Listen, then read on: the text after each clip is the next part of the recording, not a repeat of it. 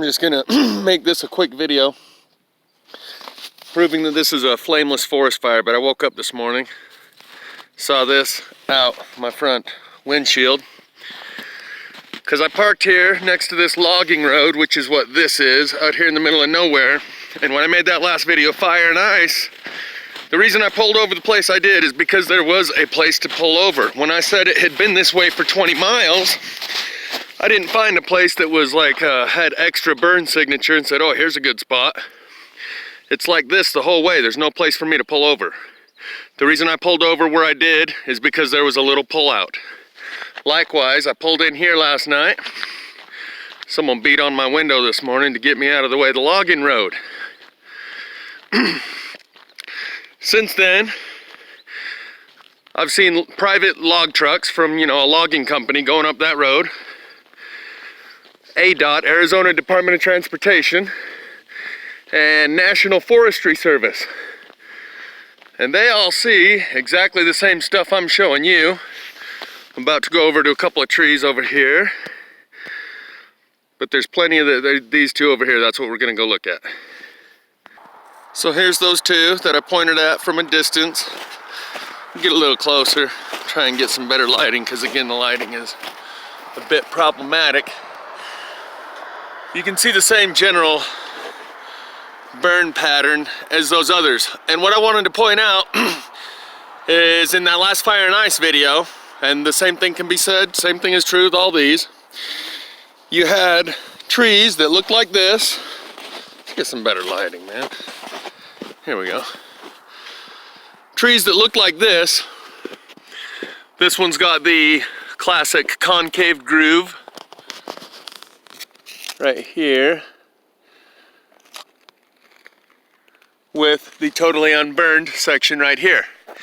And on that last one, there were trees like this that were totally burned all the way up on the core, just like this one here, with branches sticking out of the tree up top that were unburned on the bottom side of the branch. That proves this is a flameless forest fire. Flameless. And I am no electrician, but I'm going to explain my rudimentary understanding. I'll even tell you where I got it. A safety meeting at my dad's work, my stepdad's work, where they were explaining to him how electricity works, how it will jump down out of the power line and get you, even if you're within like 20 feet of the power line. It'll jump out of the power line and get you.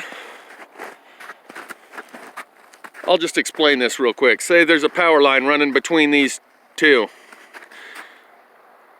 The power will jump down, zap this guy on the ground, zap the guy standing next to him, zap this guy over here, and then run back up and get in the power line with the rest of the energy as quickly as it can.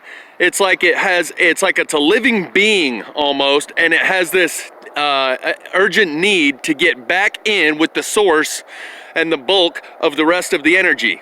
So anytime that it comes out of the power line and finds its way into the ground or into somebody, it's always looking for a way to get back up into the power line, and it will take the first opportunity to do that, whether it climbs a tree or goes through the ground to the next power pole down the road and gets up in that power pole and then gets back in with the rest of the main stream of the electricity.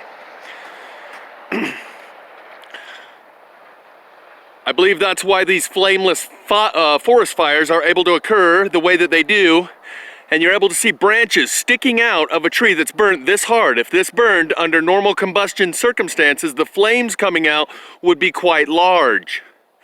I believe what happens in these fires is because it is electricity coursing within, flame is a plasma. It's a small, weak plasma.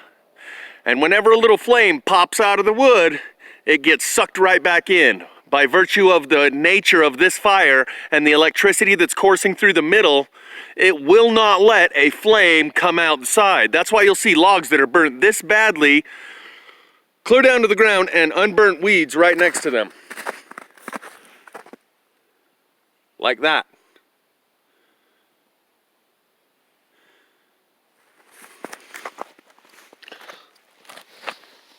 That's how much of the core wood it ate out right here.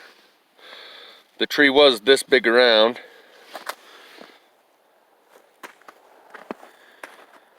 and it sizzled it down from the inside, and that's why it does not allow a flame to emerge. I explained in the comments section of my last one, Fire and Ice, to someone who's questioning, well, couldn't it be lava?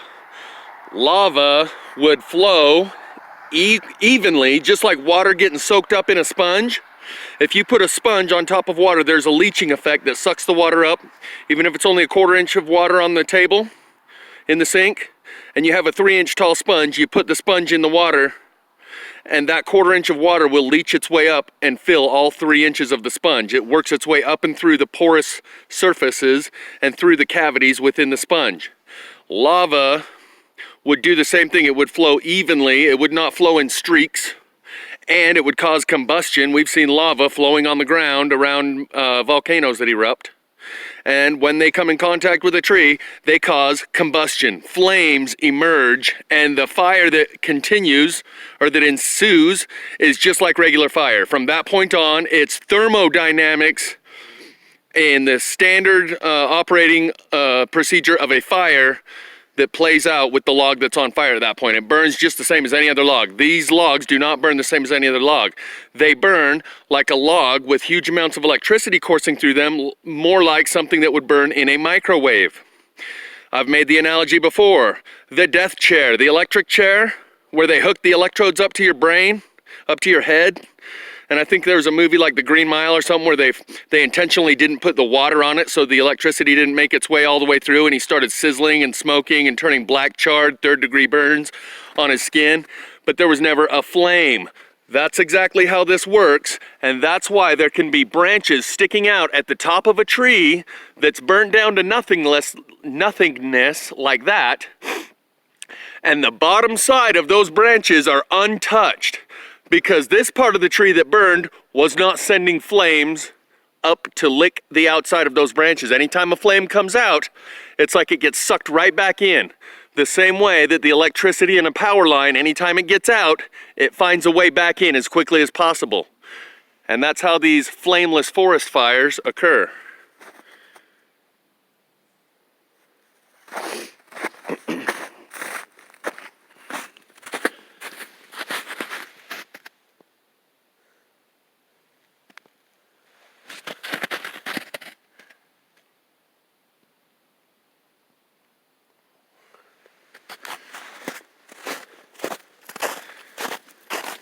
See the sporadic burn pattern here? Fire burns much more evenly than that. This is being microwaved, like throwing a stick in the microwave. And it comes out black and charred. You throw a hot dog in the microwave and let it stay in there until it comes out looking like this. It doesn't have to produce a flame to come out looking like this.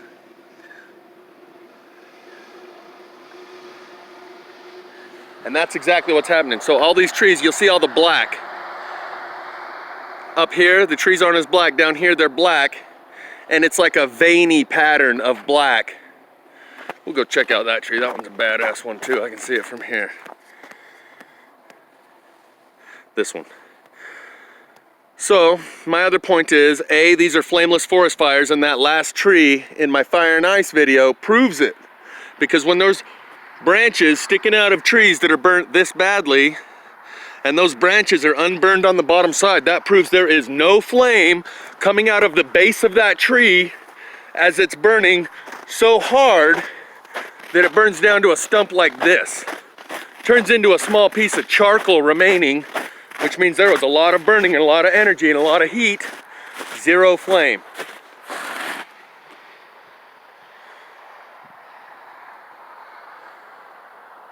That's the remnant of this tree.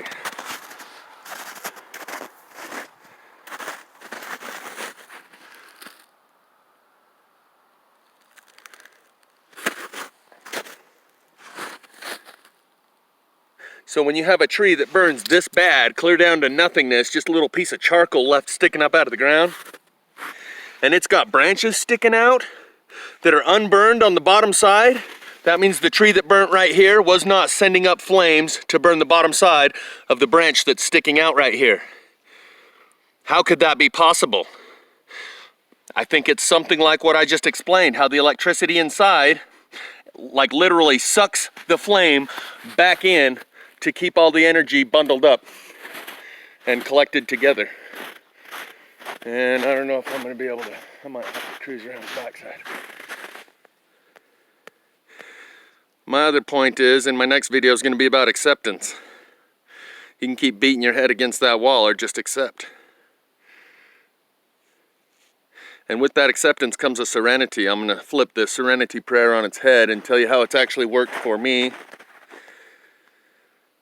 And serenity isn't granted.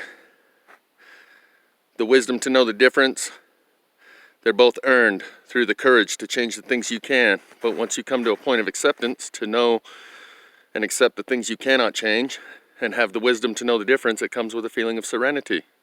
You no longer feel the need to change or fix or do anything, and you trust in the process of life as it's happening. Yeah, let's go check this one out. That one, I'll hoof it, I'll get a little snowy. This one here has a bizarre burn pattern.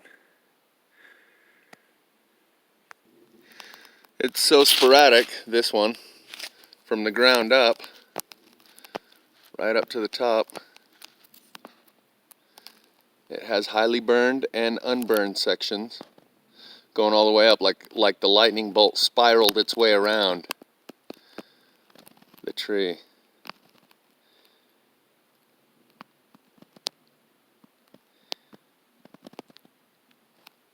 Lighting kind of fades out. But we got this one right next door.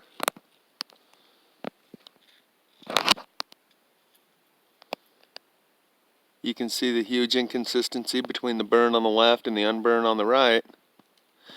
Even lava would burn more evenly than that. Just like a sponge soaks up water and the water saturates through the sponge evenly, it doesn't leave dry streaks and produce some streaks that are completely soaked. Even lava would burn much more evenly than what it is we're seeing here.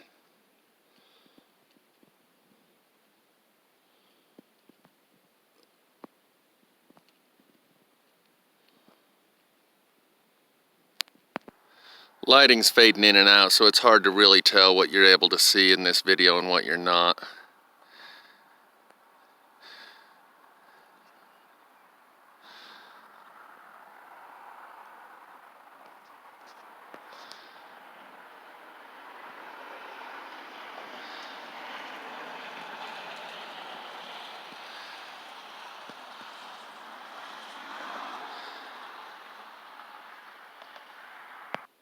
But this one's pretty clear.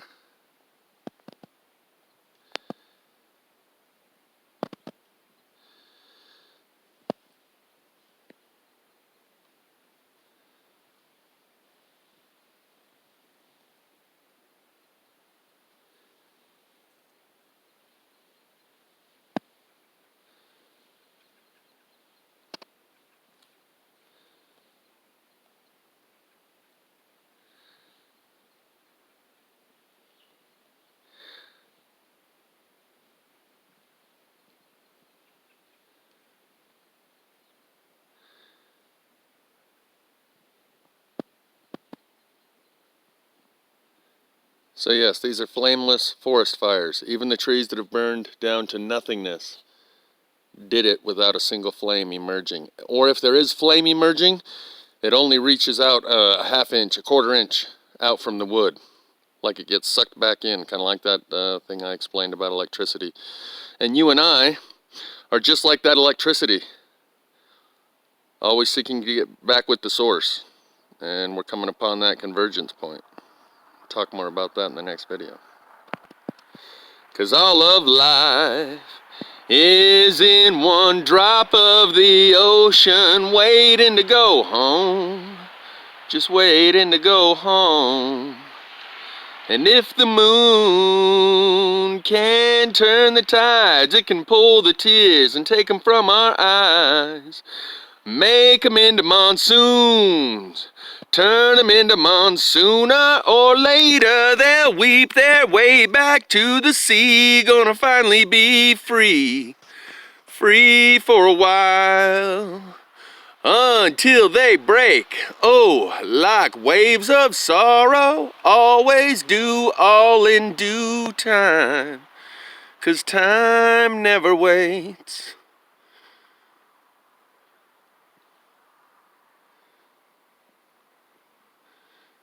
So that was a reference to the energy thing, how we're just one drop of the ocean waiting to go home. We're just a little bit of that energy that escaped the source, took a body, and I'm going to equate that to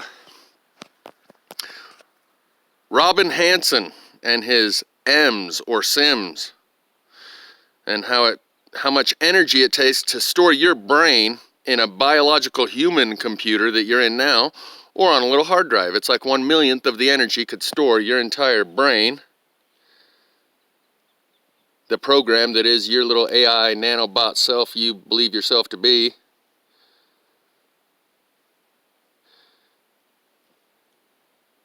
And that energy that is required to maintain that character profile, copy of a personality on a floppy disk or in a hard drive, is much less than it is requiring the energy you consume on a daily basis. So from a purely economic standpoint, it's much more economic to transfer your dome into a hard drive. Unless we already happen to be in one. And there's nothing to fear. You can see the burn patterns on the ground here leading into the poor tree. Poor tree. Try and get some better lighting. This is really, really tough.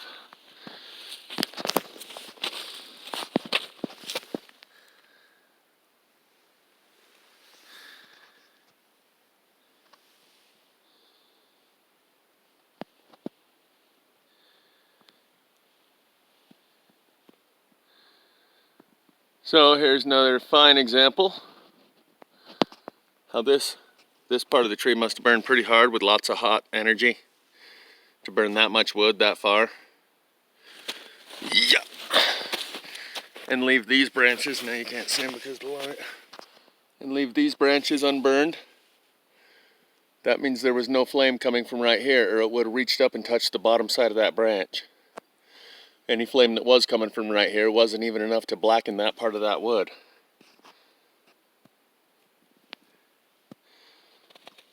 Oh, I know I'm kind of beating a dead horse, and most people that watch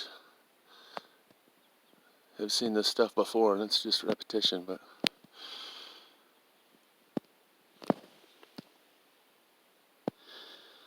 but that is soon to come to an end,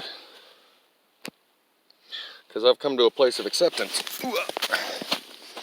that the people don't want to wake up. The people aren't going to wake up, and ain't nothing you can do to wake them up. Here's another good example. There we go.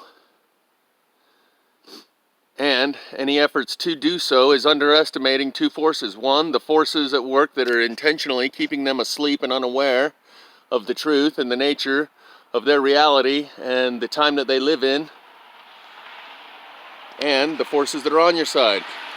If you think you're gonna, do something to, blow the lid off this thing and wake everyone up, you're underestimating the forces that are against you and the ones that are for you.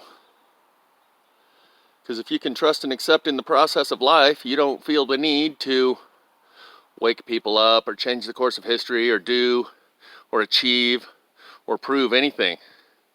You understand that there is a process unfolding here, which you're a part of, and that's all you need to do is be. Just like when I'm going to explain it in a little more depth in my next video. Behind the scenes, there's a lot of things happening that you don't understand, nor do you need to understand. Simply by being and having the experience and allowing the unfolding of this experience we're going through to happen without trying to stop it, swim upstream, push against things, steer and guide and direct everything, just allowing it to happen and trusting in the process of life puts you in a different place. And the only way you come to that place of acceptance is having had the courage to try to change the things you can and beating your head against that wall in so many different directions that you finally come to an understanding that I ain't gonna break this wall with my head. And then you can have a serenity of acceptance. If you don't use the courage to change the things you can in every which way you possibly might, you won't have that feeling of serenity. You'll think, well, maybe I could have done something more. Maybe if I would have just tried a little harder or from a little bit different angle, or if I would have just been a little more persistent and kept on keeping on, I could have had a breakthrough. I could have reached someone. I could have changed something. Only after you've had the courage to change the things you can will you ever have the serenity of accepting the things you cannot change. Otherwise, you don't know whether or not you could have changed it until you tried. But once you've tried and given it everything you got,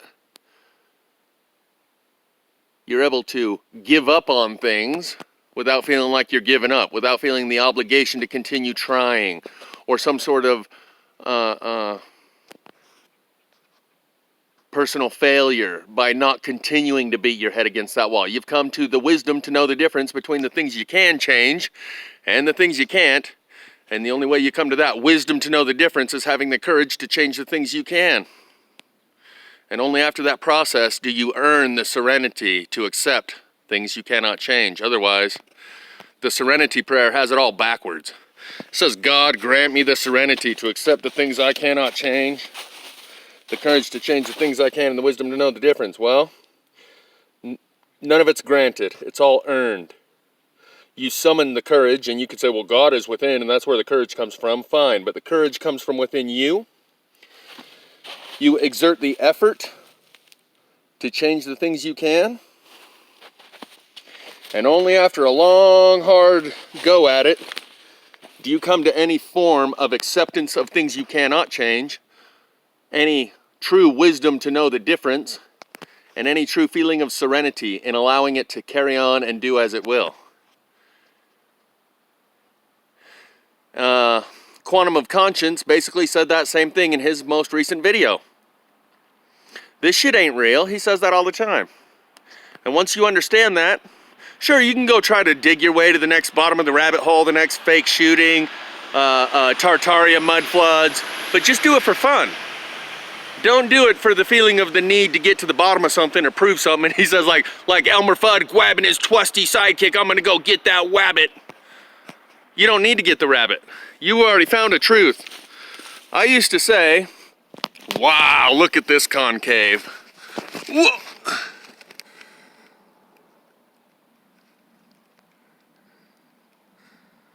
And you see the unburned limbs right here along all these. See how burned it is on the left and completely unburned on the right? That is flameless fire. No doubt about it.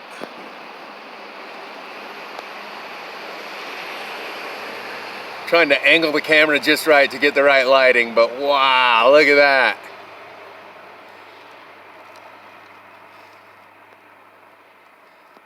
Yeah, the unburned bottom side on the right, and how much heat would it have taken to burn that big of a log all the way up? Wow.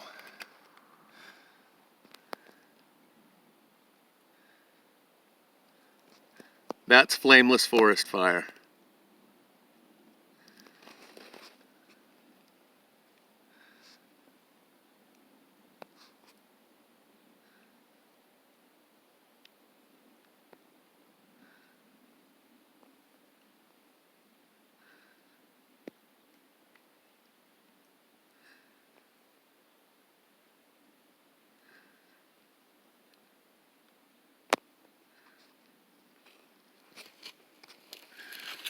See the unburned spot right here?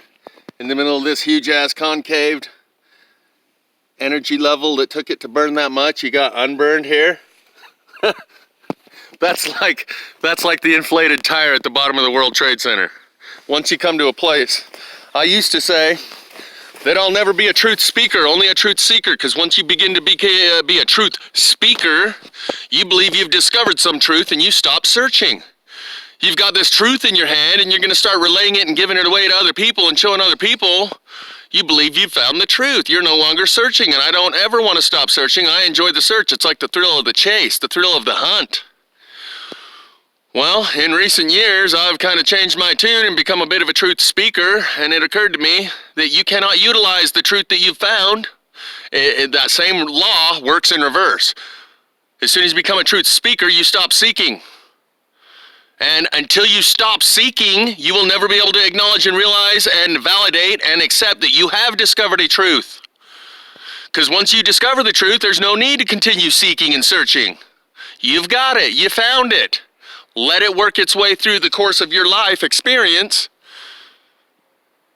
So long as you continue searching for truth, you cannot utilize the truth that you've discovered. Once you have something so big, it blows everything else out of the water, you can stop searching now. You've found it. And if you don't stop searching once you've found that, then you're just wasting your time. You're just avoiding acknowledging what it is that you've discovered. If you continue searching at that point, all these branches are unburned.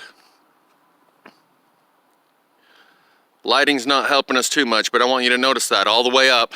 It goes clear up to where it disappears down to a little tiny, nothing left. And even up there, those branches sticking out are unburned.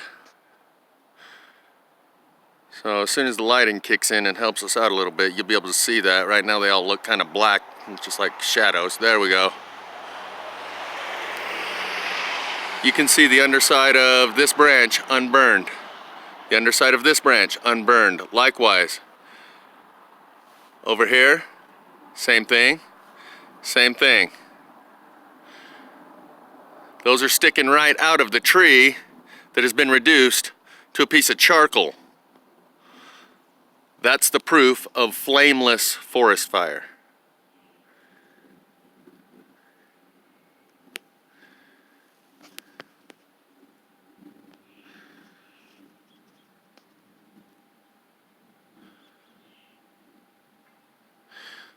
So, if you don't accept the truth that you found and stop looking, it's like you're pulling a Jedi mind trick on yourself. These are not the lost city of it. It's like you're searching for the city of Atlantis, and you come upon this lost city, but then you keep searching. This is not the lost city of Atlantis you're looking for. These are not the droids you're looking for. Move along. If you keep moving along and looking for more droids, you're just mind effing yourself. Once you found a truth that makes the rest of the, world view that everyone around you has pretty much irrelevant and insignificant, immaterial, doesn't matter what they think or believe, because what they think or believe is so insignificant and minor and incomplete.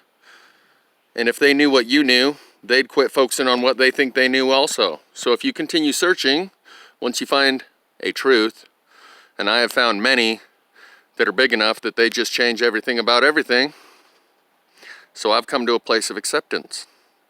I'm going to let this thing play out. And I trust that there is a program unfolding here. Just like when you push a key on a computer keyboard and things happen on the screen, there's a lot going on behind the scenes that you don't understand. And that's how the nature of this reality works. There's a lot going on behind the scenes that you don't understand that happens between you pushing that key on the keyboard and the changes that create on the screen. There's so much going on behind the scenes that you don't have to understand. Just learn to, just like driving a car, you don't need to know all the mechanics under the hood. Just push the buttons, push the pedals, turn the wheel. And part of this ride is coming to that acceptance place of having a feeling of serenity, willing to accept the things I cannot change. And if I continue trying, again, I'm underestimating the power of the forces that have specifically shrouded everyone's mind in lies, a veil. But for the grace of God, there go I, just as oblivious as everyone else. And if I continue trying to wake other people up, I'm underestimating God's ability to wake them up, and that He has a plan that's in play and being carried out as we speak. I would also be underestimating the forces that are there to keep them asleep. Thinking I can overpower those forces or that God doesn't have it in control and is waking people up individually at his own discretion. And the truth is, most people, I wouldn't want them to know this. Most people, I don't want on board the mothership. We're going for a really long car ride, and I don't want them coming with. That's the truth of it. I've lived a life of virtue and principle and demonstrated that in my daily behavior. And that's what's gotten me to this point that I am, where I can tell you, I'm doing the same thing as Jesus, telling you the things about the nature of your reality that they didn't want you to know. And when he did it, they killed him and then told you all, oh, he was perfect. He was the only one that ever do it, and don't ever want to ever try and do that again. He's the only one that can ever do that stuff. Even though he told you, you will do all these things and greater, you've believed that he was a perfect human being. He never sinned, he never had an impure thought, and therefore he's the only one that could ever achieve any of the things that he did, even though he told us, you're going to be doing all these things and greater. I don't have self-esteem issues and an inferiority complex that tells me I have to feel shame and guilt that I did something bad in the garden, and that's why we're fallen, and that's why he had to die is for my sins. Bullshit. I'm going to tell you a little bit more about AI, virtue, and principle, and how the narrow gate, the narrow path that leads to salvation, there are many narrow paths, and the narrower the path that you shoot for, the greater amount of opportunities God has to upgrade your conscience, give you a new body, inject your AI program into another body, not just a flea, a nanobot speck of smart dust, but give you a bigger body. Because you control that body and conduct your behavior in alignment with God's principles. And that's what principles are. I have a very clear understanding of underlying priorities that determine your principles, principles that determine your standards of behavior.